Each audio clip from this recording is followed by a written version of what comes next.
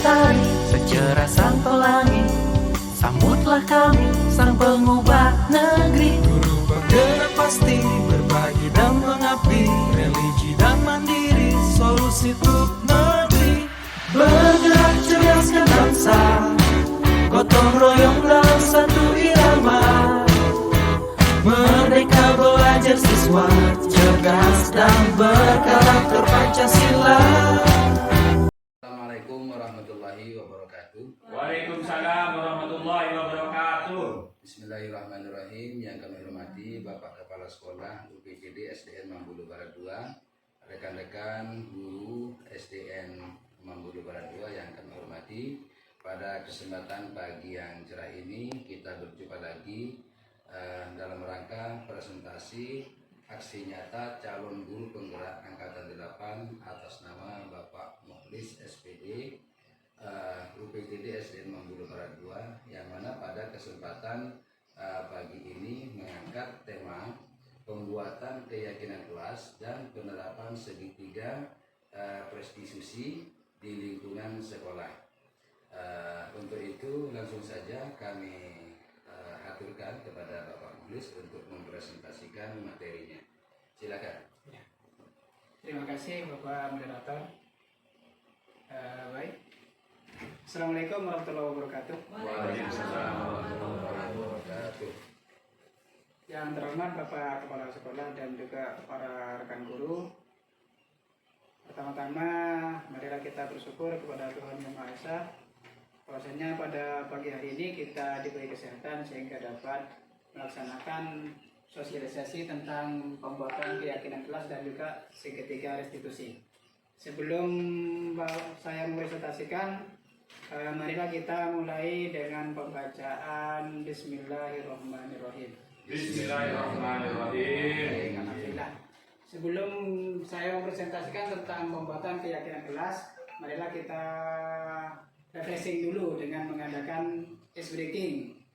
Dan tentunya nanti kita bisa praktekkan di kelas masing-masing. Silakan Bapak Ibu. Akan maju ke sini Bapak Ibu. Semua Pak ya? Ya, semua. Satu-satu Pak ya. Dua. Berbaris Pak ya. Ya, Bapak Ibu. Kanan Kiri belakang. pasang-pasangan, berpasang-pasangan. Ini kan tadi Pak, di sini Pak. Nah, berpasang-pasangan. Berpasang-pasangan. Pak Kepala tanah. Silakan Pak Kepala. Melingkar-lingkar. Tidak berpasang-pasangan. Nah, aturannya Gimana? aturannya ya, Aturannya gimana Pak? ya, aturannya silakan nanti Bapak Ibu menangkap tangan pasangannya ketika saya sebutkan dengan angka genap atau ganjil. Ya. Jadi ada kesepakatan siapa yang angkanya genap dan siapa yang angkanya ganjil. Saya ganjil Pak ya. Ya, Bebas berarti ya. jadi yang sebelah kiri, yang sebelah kanan ganjil, yang sebelah kiri genap. Ya. Sudah jelas aturannya. Saya genap. Saya genap sama Jadi yang kanan ganjil, Ganjil. yang kiri genap. Jadi kalau seumpamanya saya mengucapkan angka ganjil, maka yang ganjil menangkap yang genap. Apa yang ditangkap, Pak? 2 tambah 1. Tangan. Oh, Tangan. Kalau seumpamanya yang genap saya ucapkan, maka yang ganjil menangkap yang genap. Berarti yang diucapkan itu yang ditangkap Pak ya? Iya, yang diucapkan yang ditangkap. Sudah, jelas. Ini gimana tangan? Posisi tangan gimana? Bersalaman. Tangan salaman dulu, terus tangan kiri di belakang, tangan kanan di depan, dan istilahnya dipisah dulu Pak, dipisah dulu Pak, Oh. dipisah dulu ya, dipisah dulu. Setelah, Renggangkan. ya, sudah jelas Bapak Ibu. Siap jelas. Ya, Cukup ditangkap apa digenggam apa mungkin seperti nyentuh apa gimana aturannya? enggak ditangkap, harus ditangkap. Harus ditangkap. Bersalaman. Tangannya Pak ya? Jangan terlalu keras-keras Bu, nanti kayak kasihan Bapak Ibunya. Iya. Ayo ini aja. Pak, perkes gitu Monggo, Pak ya? abang-abangnya.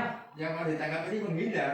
Iya, menghindar. Oh. Yang mau ditangkap menghindar. Oh, gitu. Jadi yang mau ditangkap menghindar, yang mau nangkap harus berusaha untuk menangkap. Takut Pak ya? Kejar ya. Sudah siap Bapak Ibu? Ya. Ya. Angka 8.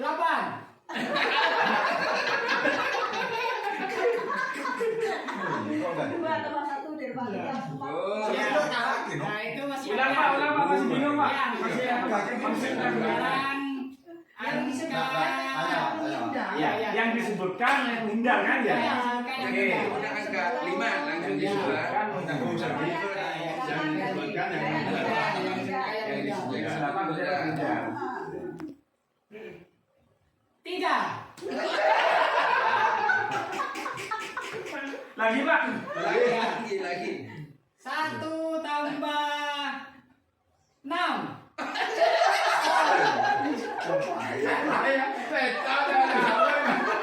Bapak Ibu tunjuk. Lagi Pak, lagi Pak. Saya bingung Pak. 3 kali 0. Tiga tambahannya kan tiga, berarti tiga kali awal tiga. 3 kali 0 ini Bapak Ibu. Nol atau ganjil apa genap? Tidak ganjil dan tidak genap. Tiga tambahan mana kan tadi kan? Iya, Kali. Oh. berarti tidak ada yang nakal dan tidak ada yang menghindar. Oke. Nah, Diem. Oh, diem. Ya, jadi angka 8. Yang disebutkan Yang disebutkan tadi saya hindar. Berarti saya bilang menghindar. Terakhir. Ya, sekali lagi. 2 kali 5.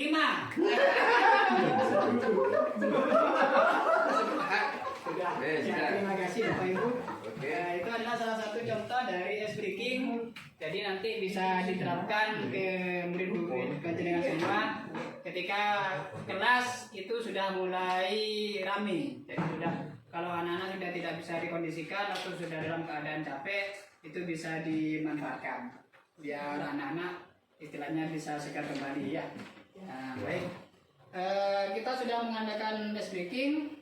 Baik, saya mulai tentang sosialisasinya. Sosialisasi tentang pembuatan keyakinan kelas dan penerapan segitiga repetisi. Minta tolong Bapak Budi untuk ditayangkan slide-nya.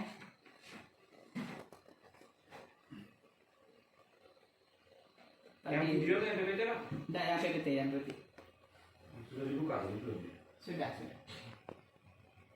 Yang di atas itu kayak. Nah, itu. Ini ya. Yang bukan yang satunya. Yang e-book, yang e-book. Kan ada e-book. Nah, itu. Yang e-book ada. Ada Pak. Sudah di-download tadi. Oh iya iya. Yang ini. Nah, Ini ya? ini ya. Nah, salam dan bahagia. Sebelum menuju pada sebelum membahas tentang penerapan keyakinan kelas dan juga segitiga restitusi, tentunya Bapak Ibu harus paham terlebih dahulu tentang makna dari budaya positif. Jadi budaya positif. Contohnya seperti apa? Jadi apa contoh penerapan positif, budaya positif yang telah kita terapkan? Budaya positif di sekolah yaitu nilai-nilai dan kebiasaan di sekolah yang berpihak pada peserta didik agar mereka dapat berkembang menjadi pribadi yang kritis, penuh hormat dan juga bertanggung jawab. Nah, perubahan paradigmanya. Lanjut. Nah, itu. Menurut filosofi pendidikan Ki Hajar Dewantara, di mana bukan tabula rasa, ini adalah budaya positifnya. Semua anak terlahir dengan bakatnya masing-masing. Terus budi pekerti, tugas guru menuntun bakat tersebut agar anak tumbuh dengan selamat dan bahagia. Guru ibarat petani, anak ibarat biji jagung. Kontrol alam dan kontrol zaman, dan yang terakhir berpihak pada murid. Ini adalah filosofi Ki Hajar dari Ki Hajar Dewantara. Yang tentunya kita terapkan dalam kehidupan kita sehari-hari, khususnya pada murid kita. Terus, untuk membangun budaya positif, sekolah perlu menyediakan lingkungan yang positif, aman, dan nyaman agar murid-murid mampu berpikir, bertindak, dan mencipta dengan merdeka, mandiri, dan bertanggung jawab. Hasilnya disiplin dikaitkan dengan kontrol.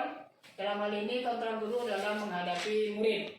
Jadi ketika kita dihadapkan dengan murid, maka kita harus menerapkan konsep-konsep dari budaya positif tersebut. Nah, ini adalah perubahan teori kontrolnya, perubahan paradigma stimulus respon. Bisakah kita mengontrol seseorang? Pada slide ilusi kontrol tentang teori kontrol, di mana guru mengontrol murid. Ilusi bahwa kritik dan membuat orang merasa bersalah dengan menguatkan karakter. Selanjutnya ilusi bahwa semua penguatan positif efektif dan bermanfaat. Ilusi bahwa orang dewasa memiliki hak untuk memaksa. Itu hanya ilusi. Namanya juga ilusi, berarti kita berangan-angan bahwasanya. Nah, ini adalah disiplin. Apa makna dari disiplin? Kata disiplin sering dikaitkan dengan tata tertib, teratur, dan kepatuhan pada peraturan.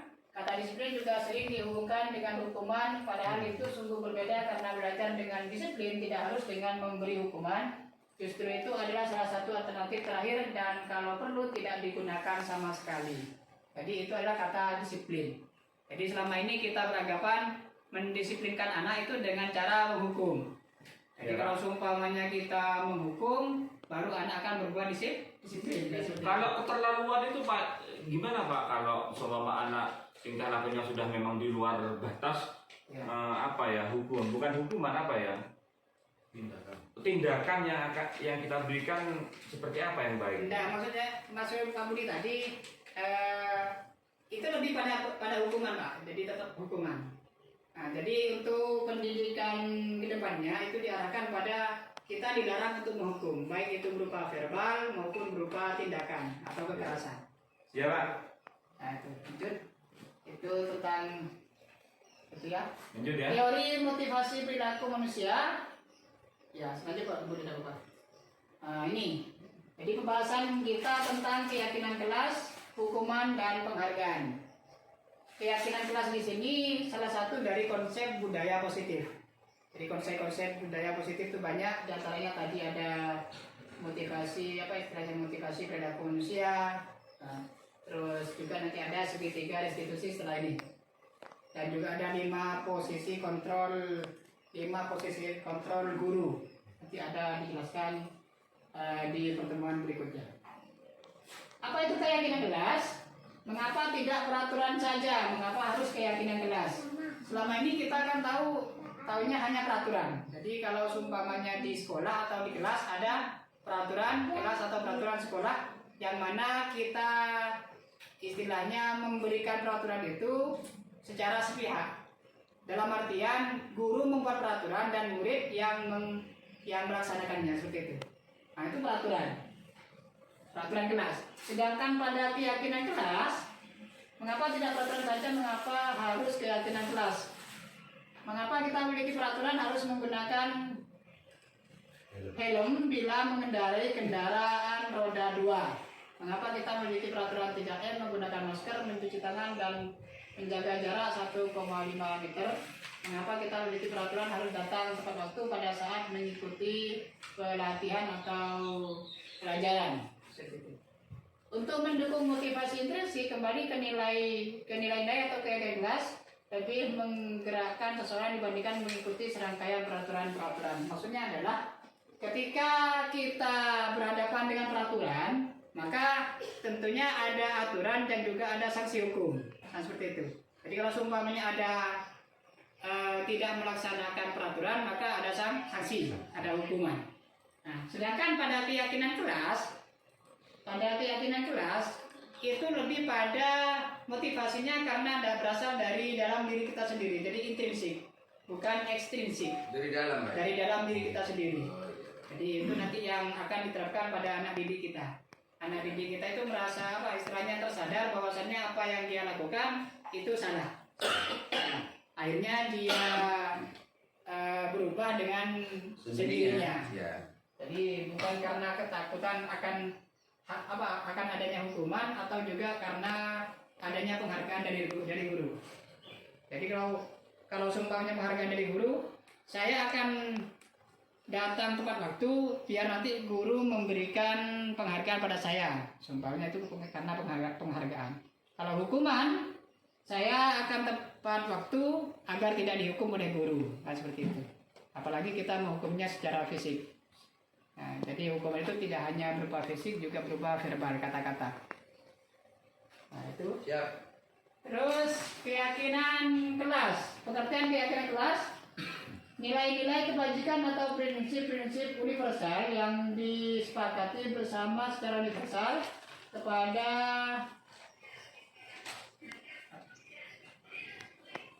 dari latar belakang suku, negara, bahasa maupun agama. Itu adalah keyakinan kelas. Menurut dosen, suatu keyakinan akan lebih memotivasi seseorang dari dalam intrinsik. Seseorang akan lebih bersemangat untuk menjalankan keyakinannya daripada hanya sekedar mengikuti serangkaian peraturan. Itu mengenai keyakinan kelas. Bagaimana keyakinan kelas itu dibentuk? Keyakinan kelas bersifat abstrak daripada peraturan yang lebih rinci dan konkret. Jadi ada istilah abstrak dan juga konkret. Jadi istilahnya ada istilah nyata dan juga tidak nyata. Terus keyakinan kelas berupa pernyataan-pernyataan yang universal. Universal itu sama dengan menyeluruh. Pernyataan keyakinan kelas senantiasa dibuat dalam bentuk positif.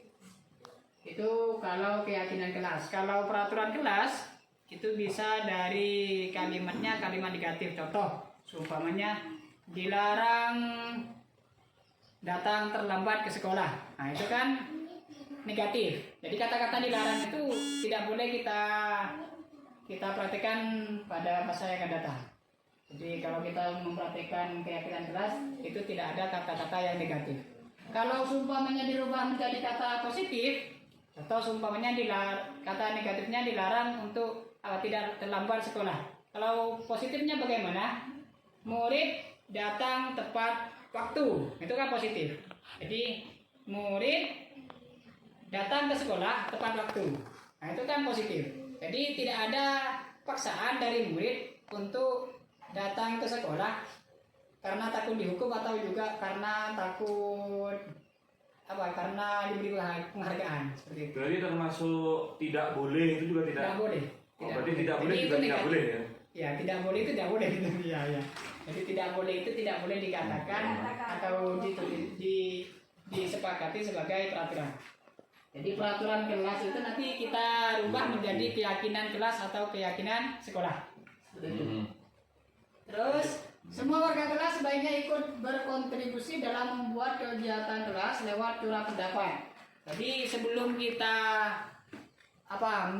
membuat keyakinan kelas, kita harus melaksanakan mengadakan diskusi atau kolaborasi dengan murid atau juga dengan rekan-rekan guru yang nantinya akan diajukan pada kepala sekolah. Nah, seperti itu. Jadi intinya keyakinan kelas itu sama dengan mirip dengan peraturan tapi dibuat secara bersama-sama. Kalau dengan disiplin beda loh Bu. Tadi kan sudah diterangkan di depan tentang disiplin. Iya. Tadi kan disiplin itu lebih cenderung pada hukuman. Jadi kalau kita seumpamanya istilahnya dengan dihukum maka anak menjadi disiplin, padahal tidak. Jadi disiplin itu bukan hanya karena dihukum, seperti itu.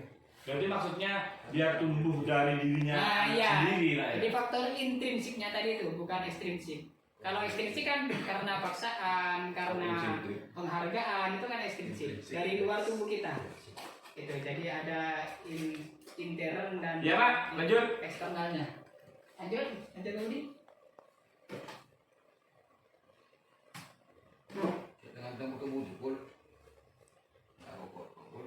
Ini contoh dari kita membuat keyakinan kelas. Jadi di sana nanti anak-anak dilibatkan dalam pembuatan keyakinan kelas. Kita sediakan kertas origami atau kertas biasa, 1 lembar kertas seperti ini. Jadi nanti dikasih istilahnya dibagikan pada anak-anak. Anak-anak disuruh menulis sendiri apa keyakinan kelas yang mau ditulis. Jadi kira-kira seperti apa anak-anak di sini? Spontanitas lah ya. Iya. Bermain gitu. Misalnya Pak, misalnya isi Kenapa? dari keyakinan itu apa? Contoh, seumpamanya menjaga kebersihan kelas. Nah itu kan salah satu keyakinan juga, keyakinan kelas menjaga kebersihan. gitu, Pak. Masuk Kenapa? Berangkat jam 7 gitu. Oh tadi itu, jadi berangkat jam 7 berarti Juga. sama keyakinan kelas atau juga keyakinan sekolah, karena di apa lingkupnya sekolah.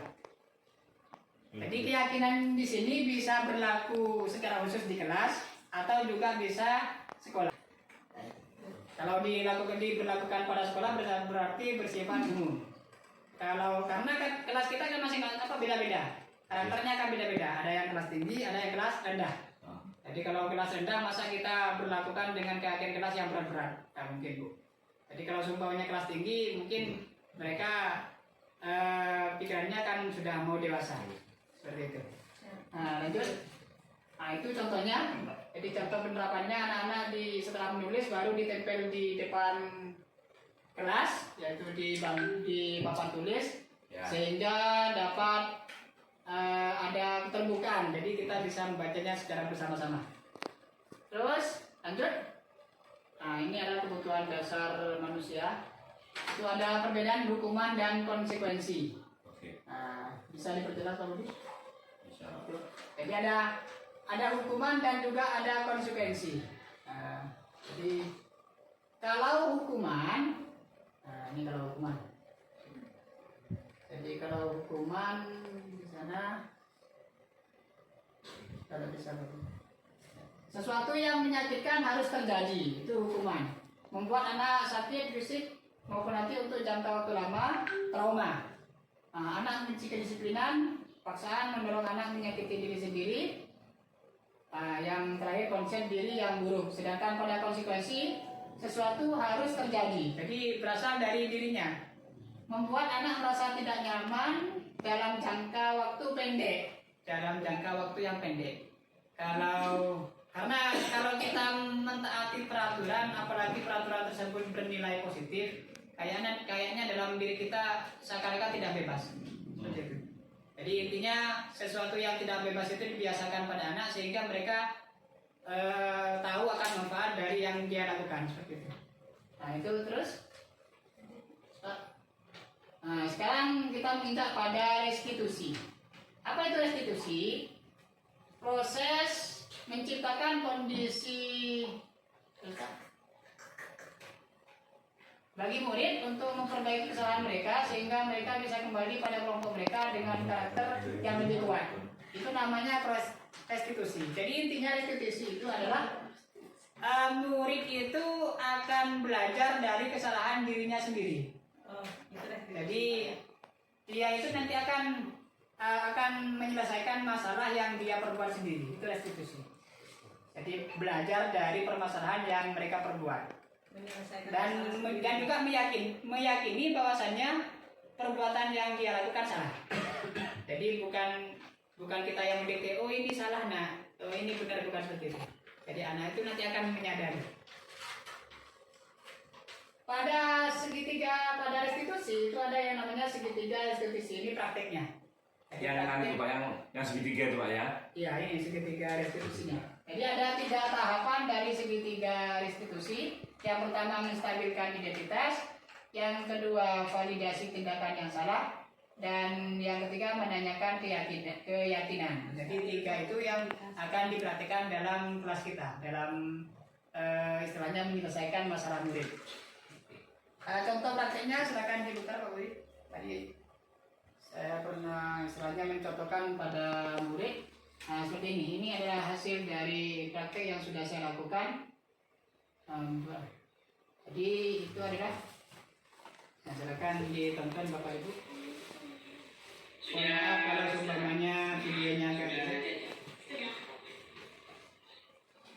Kamu tahu nggak Bapak tampil di sini kenapa? Nggak tahu. Iya. Tadi Bapak ajar kira lagi ngapain nggak? Kira lagi bercanda sama siapa? Oh iya. Kira-kira bercanda itu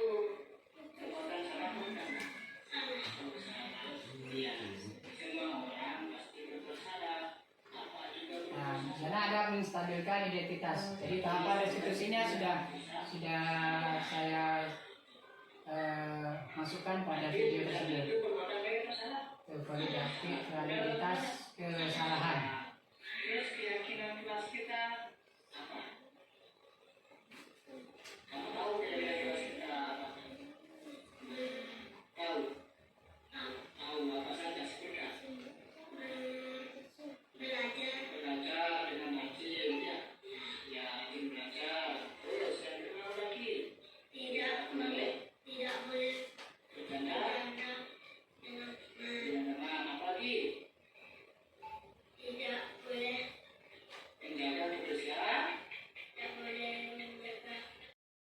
Baik Bapak Ibu yang saya hormati, Baik, Pak. itulah tadi presentasi dari Bapak Mukhlis SPD, telah mempresentasikan materi yang modul yang keempat ini ya, yaitu pembuatan keyakinan kelas dan penerapan segitiga restitusi di lingkungan sekolah.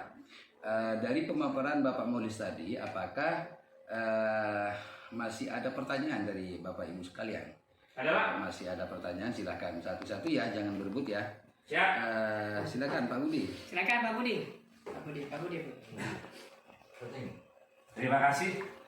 Yang ingin saya tanyakan simpel saja sebetulnya. Bagaimana untuk bisa menumbuhkan dengan apa? Dengan cara apa agar anak itu bisa merubah dari yang awalnya Belum bisa jadi terbiasa. yang biasa berbuat salah, agar dia bisa tumbuh rasa keyakinannya akan kesadaran dirinya sendiri. Jadi dia bisa berubah bukan karena hukuman yang diberikan guru, tapi berubah karena merasa salah dan bisa bisa menyadari, dan pada akhirnya nanti anak itu bisa berubah. Terima kasih. Langsung saya Langsung saja, langsung. Oh iya. Baik, terima kasih telah menanyakan tentang keyakinan kelas dan juga segitiga restitusi. Untuk menanggapi pertanyaan yang telah Bapak Budi tanyakan, bagaimana caranya untuk membuat anak didik kita sadar dari supaya mereka itu melakukan dengan sendirinya, jadi tanpa disuruh atau juga tanpa dipaksa, sehingga mereka akan melakukan diri sendiri, yaitu melakukan keyakinan kelasnya, seperti itu. Jadi seperti yang saya tadi sosialisasikan, dengan keyakinan kelas dan juga penerapan segitiga restitusi yang dilakukan di kelas, itu nantinya akan secara otomatis anak didik kita itu akan berubah seperti itu. Jadi seperti yang sudah dijelaskan tadi, jadi ada motivasi secara intrinsik yang berasal dari dalam dirinya sendiri, sehingga dengan menerapkan segitiga restitusi, anak itu akan secara otomatis akan berubah dengan sendirinya, Pak, begitu. Berarti kan tetap melalui bimbingan guru, melalui apa ya? Iya.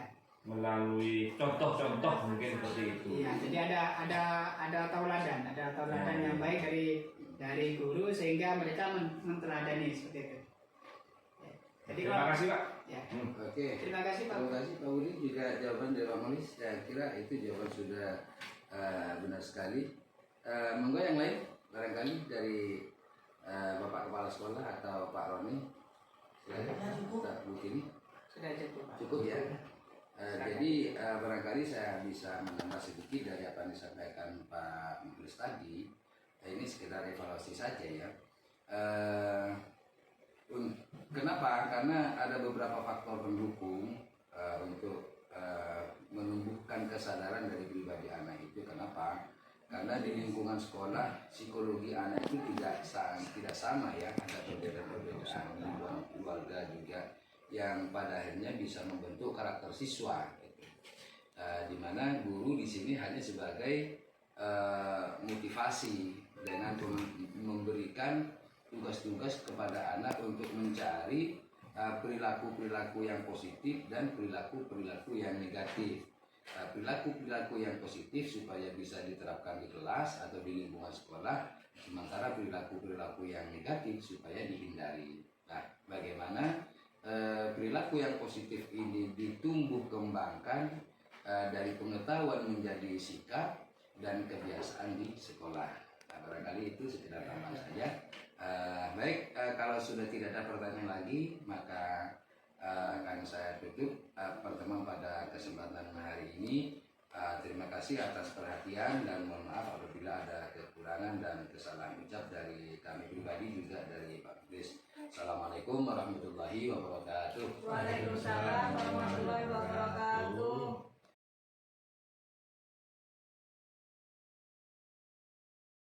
Assalamualaikum warahmatullahi wabarakatuh.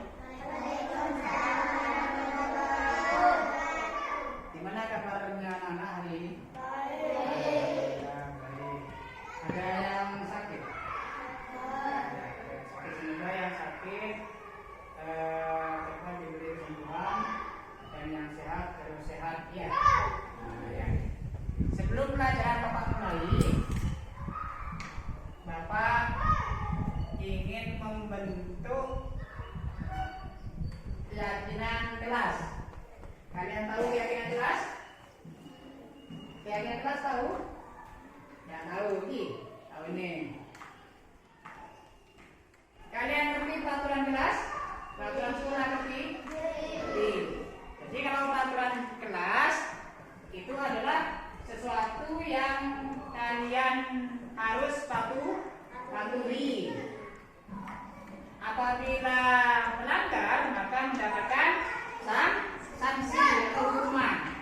Kalau keyakinan kelas itu adalah kesepakatan kelas yang diyakini oleh kita bersama-sama. Jadi baik guru atau juga murid. Jadi harapan guru dan harapan murid itu nanti akan dibentuk menjadi keyakinan kelas. Nah, sekarang tugas kalian adalah membuat keyakinan kelas seperti yang kalian harapkan. Jadi Bapak kasih kertas ini, kasih kertas seperti ini. Kalian tulis apapun yang kalian inginkan di kelas ini berupa harapan atau juga peraturan larangan, silakan ditulis. Ngerti anak-anak? Sekarang Bapak dibagikan. Silakan tulis apapun yang kalian yakini atau kalian tulis harapannya apa di kelas ini. Boleh berupa larangan atau berupa aturan, terserah kalian. Dilarang atau sebaiknya atau bersikap seperti apa, baik itu ke guru atau juga ke sesama teman. Silakan tulis saja. Silakan tulis. Tidak usah hanya di depannya saja, hanya di depan. Tulis apa? Dilarang apa? Kalau di kelas dilarang apa? Walaupun sama ada apa-apa.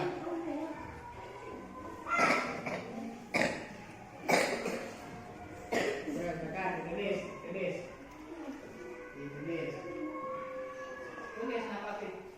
Terserah kalian mau tulis apa. Baik itu sikap terhadap sesama teman atau terhadap guru atau terhadap lingkungan. Nah, bisa kan? Jadi sikap kalian terhadap teman, sikap kalian terhadap guru, atau juga sikap kalian terhadap lingkungan, terhadap kelas. Terhadap kelasnya kalian ingin kelas yang seperti apa itu? Kalian ingin kelasnya seperti apa itu? Kelasnya seperti apa? Yang sudah silakan ditempel di papan. Ini Bapak Presiden. Satu aja. Satu. Jangan banyak-banyak. Ini sikap kalian terhadap teman, terhadap gurunya,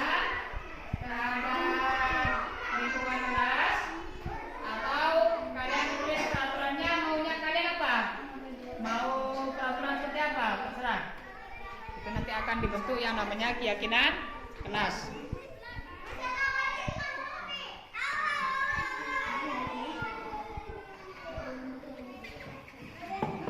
Sudah, akan ditempel. Sudah dibuat? Ya. Silakan apa yang sudah kalian tulis di kertas ditempel di papan tulis. Silakan nak tempel. Silakan, baca tempelnya. Dari sini. Taruh di sini. Kalau tidak melekat, silakan kasih lihat lagi dan apa.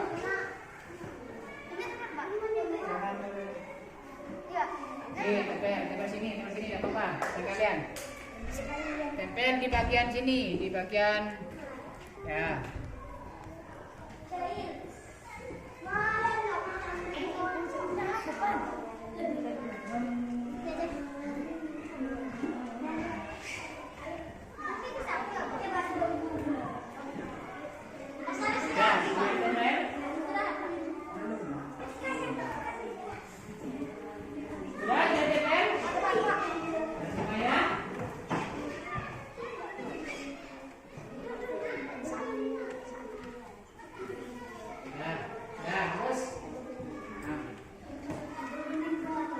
Setelah kalian tempel di papan, ada yang mau membacakan? Silakan, kalau ada yang membacakan. Tidak ada yang membacakan? Baik.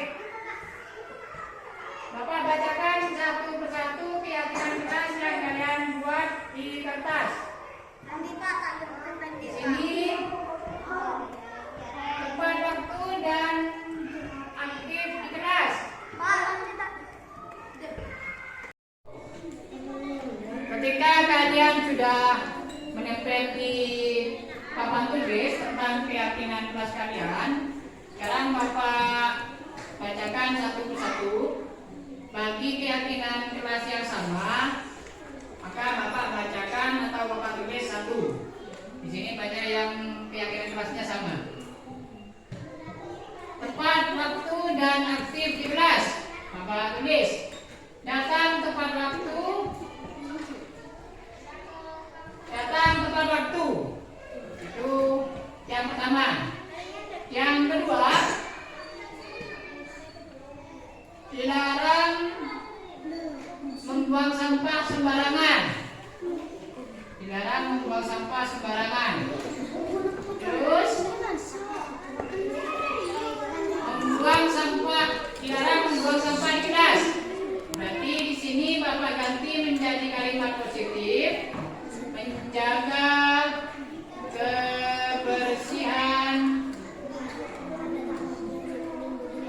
Menjaga kebersihan kelas. Menjaga kebersihan kelas. Yang keempat,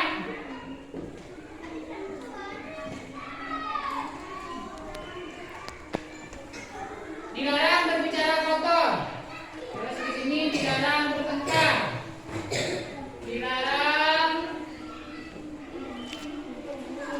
berbicara jorok. Bisa Bapak simpulkan bersikap ramah sesama teman. Bersikap ramah sesama teman. Yang kelima, jadi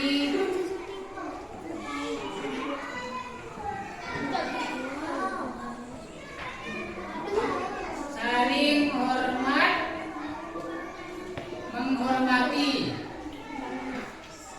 Saling menghormati.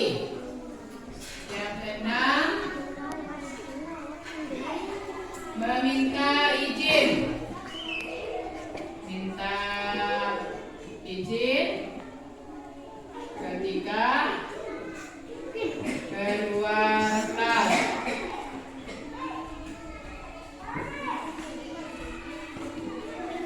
Sudah. Itu adalah kesepakatan kelas atau keyakinan kelas yang kita sepakati bersama. Ini keyakinan kelas yang kita telah sepakati bersama. Keyakinan kelas pertama sampai yang terakhir ini nantinya akan kita praktekkan secara bersama-sama. Bisa dipahami ya, anak?